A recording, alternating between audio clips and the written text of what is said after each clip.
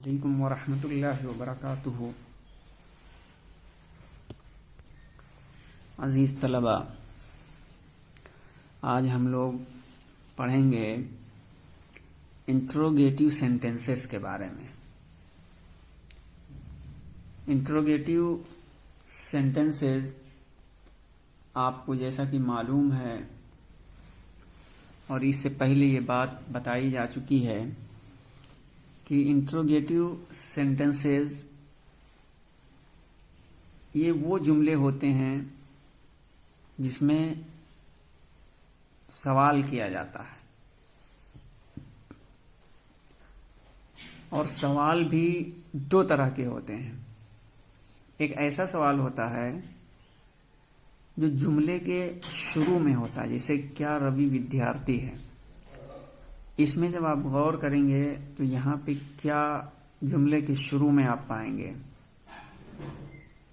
और दूसरा होता है जो क्या, क्यों, कहाँ वगैरह, ये जुमले के बीच में आते हैं। जैसे आप यहाँ देख रहे हैं वे अच्छे लड़के क्यों नहीं हैं, यहाँ क्यों आप देख रहे हैं, ये जुमले के बीच में है। क्या है? ये जुमले के बीच में है। क्यों? तब इन दोनों के जो बनाने का कायदा है, नियम है, ये सब अलग अलग होंगे और मुख्तलिफ होंगे। हम देखते हैं ये आदर्श वाक्य, मॉडल सेंटेंसेस, इसको हम बगौर देखते हैं। फिर हम इसी की मदद से ये जो अनुवाद के नियम हैं, यानी तर्जुमा करने के जो कवायद बताए गए हैं, इनको पढ़ेंगे। उसके बाद में एक्सरसाइज नंबर 3 करना रहेगा। क्या रवि विद्यार्थी है? Is Ravi a student? क्या मैं खिलाड़ी हूं? Am I a player? क्या तुम मेरे भाई नहीं हो? Are you not my brother? वे अच्छे लड़के क्यों नहीं हैं? Why are they not good boys? अनुवाद के नियम नंबर 1, यदि इस प्रकार के प्रश्नवाचक वाक्य के शुरू में क्या हो तो क्या शब्द का अनुवाद मत करो। केवल इज, एम या आर को कर्ता के अनुसार वाक्य के आरंभ में लगाओ। वाक्य के आरंभ में लगाओ। उदाहरण 1 से 3 देखो। इसमें क्या है? यदि इस प्रकार के प्रश्नवाचक वाक्य के शुरू में क्या हो तो क्या शब्द का अनुवाद मत करो।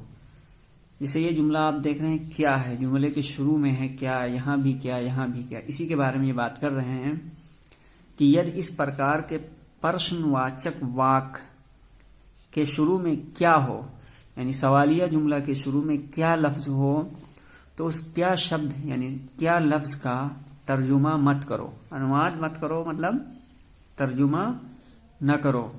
फिर क्या करना है? सिर्फ केवल इज, एम या आर को कर्ता के अनुसार, यानी इज, एम या आर जो ये वर्ब हैं, इनको कर्ता के अनुसार, कर्ता फाइल को कहते हैं, तो फाइल के मुताबिक इनको जुमले के शुरू में ले आना है।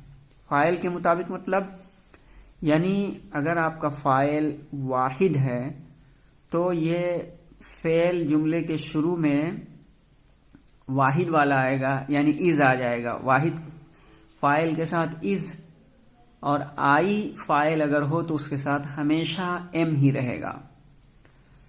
आर, अगर फाइल आपका आर है, अगर फाइल जमा है तो उसका फेल आर आएगा। तो पता ये चला फाइल के वाहिद होने की सूरत में जुमले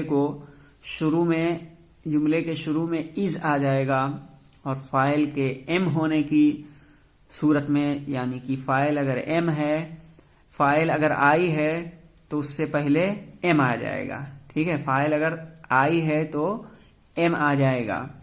और अगर फाइल क्या है, जमा है, तो आर को ले आएंगे। जैसा कि यहाँ आप देख रहे हैं, इज रवि अ स्टूडेंट? क्या रवि विद्यार्थी है?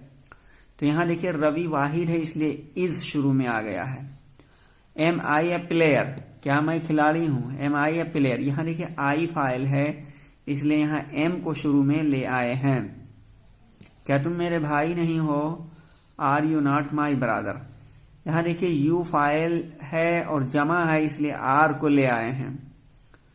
वे अच्छे लड़के क्यों नहीं हैं? Why are they not good boys. यहां पे भी देखिए दे जमा है इसलिए आर लाए हैं। और ये जो वाई आप देख रहे हैं तो चूंकि जुमले के बीच में सवालिया लफ्ज है इसलिए क्यों की पहले अंग्रेजी लाए हैं, फिर वर्ब लेकर आए हैं, फिर फाइल, फिर नॉट, फिर ऑब्जेक्ट वगैरह लेकर आए हैं। तो यहां ये बात क्लियर हो गई। अब कायदा नंबर 2 देखना है। यदि प्रश्नवाचक वाक्य नेगेटिव हो तो नॉट को कर्ता यानी सब्जेक्ट के बाद लगाओ। आपको इससे पहले बताया गया था कि ये हर टेंस के जो सेंटेंसेस यानी जुमले होते हैं वो 3 तरह होते हैं। एक अफर्मेटिव यानी मुस्बत होता है, और नेगेटिव मनफी, और इंट्रोगेटिव सवालिया। तो यहां पे सवालिया है और फिर ये बात भी बताई गई थी कि सवालिया अफर्मेटिव भी होता है और नेगेटिव भी होता है। तो इंट्रोगेटिव अफर्मेटिव सेंटेंसेस ऊपर ये देखे हैं आप इंट्रोगेटिव अफर्मेटिव सेंटेंसेस की मिसाल को। लेकिन कह रहे हैं कि अगर इंट्रोगेटिव नेगेटिव सेंटेंसेस हो तो उसका कायदा क्या होगा, उसी के बारे में यहां बात कर रहे हैं कि यदि प्रश्नवाचक वाक्य नेगेटिव हो तो नॉट को कर्ता यानी सब्जेक्ट के बाद लगाओ। उदाहरण 3 व 4 देखो। यहां देखिए, क्या तुम मेरे भाई नहीं हो? Are you not my brother. ये देखिए नॉट को कहाँ लगा रहे हैं? कर्ता। नॉट को कर्ता यानी सब्जेक्ट के बाद। यहां देखिए ये फाइल है यू और सब्जेक्ट है कर्ता, इसके बाद में लगा रहे हैं। इसी तरीके से यहां दे फाइल है इसके बाद में लगा रहे हैं। तो यदि प्रश्नवाचक वाक्य नेगेटिव हो तो नॉट को कर्ता यानी सब्जेक्ट के बाद लगाओ। उदाहरण 3 व 4 देखो। अब कायदा नंबर 3 बता रहे हैं कि यदि, क्या, क्यों, कहां, कौन या कैसे आदि यानी वगैरह प्रश्न सूचक शब्द वाक्य के बीच में हो तो उसकी अंग्रेजी व्हाट, वाई, वेयर, हु या हाउ आदि वाक्य के आरंभ में लगाओ तथा बाद में इज, एम या आर यानी कर्ता के अनुसार लगाओ। उदाहरण 4 देखो। तो यहां देखिए यानी यहां जुमले के बीच में क्यों आया है तो इसकी अंग्रेजी वाई आती है, इसको पहले लाएंगे, फिर कर्ता के हिसाब से फाइल के हिसाब से यहां फिर फेल लेकर आएंगे, फिर फाइल, फिर नॉट, फिर ऑब्जेक्ट ये लेकर आएंगे जैसा कि इसमें बताया गया है। नंबर 4 में वाक्य के अंत में प्रश्न सूचक चिन्ह आवश्यक लगाओ। आवश्यक लगाओ यानी जरूर लगाओ वाक्य के अंत में, यानी जुमले के आखिर में ये आप देख रहे हैं क्वेश्चन मार्क है, ये जरूर लगाना है। अब इस कायदे को समझ लेने के बाद अब इसकी अंग्रेजी बनाना है। Exercise number 3। अजीज तलबा, निम्नलिखित वाक्यों का अंग्रेजी अनुवाद नीचे दिए हुए स्थान पर लिखो। निम्नलिखित वाक्यों का अंग्रेजी अनुवाद यानी ये जो जुमले हैं हिंदी के, इसका अंग्रेजी में करना है। देखिए, क्या वो विद्यार्थी है? क्या वो विद्यार्थी है? तो अब यहां इस कायदे के मुताबिक आप क्या करेंगे? सबसे पहले वर्ब को लाएंगे। वर्ब इसमें है ये वर्ब है तो है की अंग्रेजी इज, ठीक है। अब ये फाइल ही है, ही वह, इसकी ही अंग्रेजी आएगी तो इज ही अ स्टूडेंट। क्या वो विद्यार्थी है? क्या तुम मेरे मित्र हो? हाँ बताओ क्या रहेगा? क्या तुम मेरे मित्र हो? हाँ, आर यू माई फ्रेंड। ठीक है, आर इसलिए ला रहे हैं क्योंकि यू फाइल है, जमा है, और ये इंट्रोगेटिव है। इंट्रोगेटिव में सबसे पहले फेल लाना होगा। तो यहाँ पे आप इज, एम, आर में से जो फेल 3 है इनमें से फाइल के हिसाब से किसी को लाना होगा। तुम ये जमा है, फाइल है, इसलिए आर पहले लाएंगे। आर यू माई फ्रेंड, फिर क्वेश्चन मार्क लास्ट में। लड़के कहाँ हैं? चलिए, वेयर आर द बॉयज। ठीक है, कहाँ के? अब यहाँ पे बीच में देखिए सवाल किया है इसलिए कहाँ की अंग्रेजी पहले लाएंगे वेयर, फिर उसके बाद में वर्ब लाएंगे फाइल के हिसाब से आर, फिर subject the boys. Where are the boys, लड़के कहाँ हैं। वेयर आर द बॉयज, लड़के कहाँ हैं। वो घर में क्यों नहीं है, वो घर में क्यों नहीं है। तो अब यहाँ देखिए क्यों की अंग्रेजी पहले लाएंगे, वाई। अब इसके बाद में इज, शी और नॉट को फाइल के बाद में लाना है, जैसा कि आप यहाँ देख रहे हैं। वाई आर दे नॉट, तो इसी तरीके से वाई इज शी नॉट, वो घर में क्यों नहीं है। Why is she not at home. क्या यह तुम्हारा कुत्ता है, क्या यह तुम्हारा कुत्ता है। Is he your dog, is he your dog. तुम कौन हो, तुम कौन हो। हु आर यू, तुम्हारा क्या नाम है। अब देखिए क्या बीच में आया है, तो इसकी अंग्रेजी लाओगे, what is your name, what is your name. क्या वो चोर है। Is he a thief. अब यहाँ सहायता यानी आपकी मदद कर रहे हैं, कुछ मुश्किल अल्फाज को यहाँ बयान कर रहे हैं, बता रहे हैं। जैसे मित्र, इसकी अंग्रेजी फ्रेंड आएगी।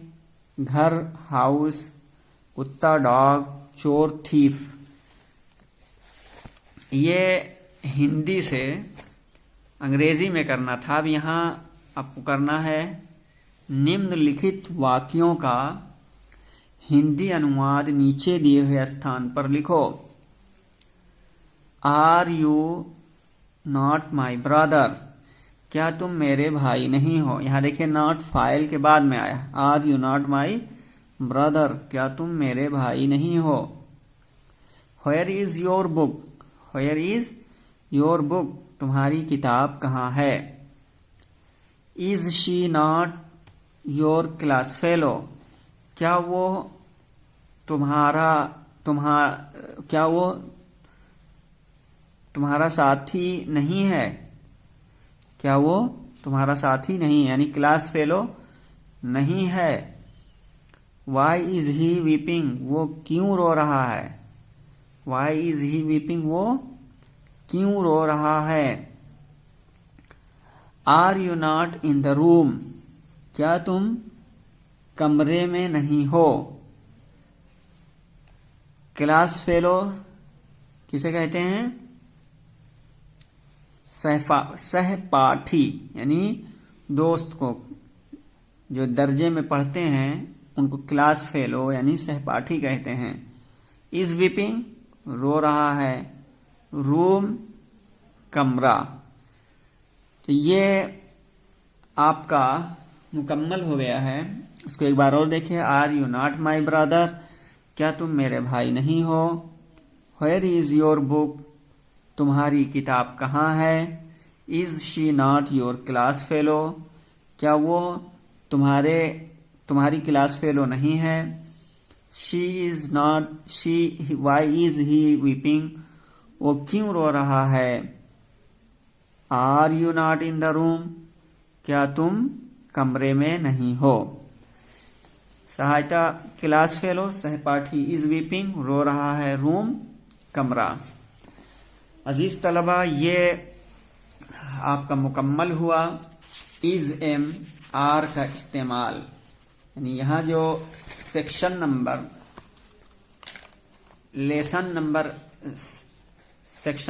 4 जो ट्रांसलेशन था, इसके तहत लेसन नंबर 1 के तहत इज एम आर का इस्तेमाल ये बता रहे थे, जिसके तहत अफर्मेटिव के जुमले आए थे और फिर नेगेटिव सेंटेंसेस इसका आया हुआ था। और फिर इसके बाद में नेगेटिव का पढ़ा गया और फिर नेगेटिव के बाद is am are interrogative sentences के हिसाब से इस्तेमाल हुआ। आज के लिए बस इतना ही।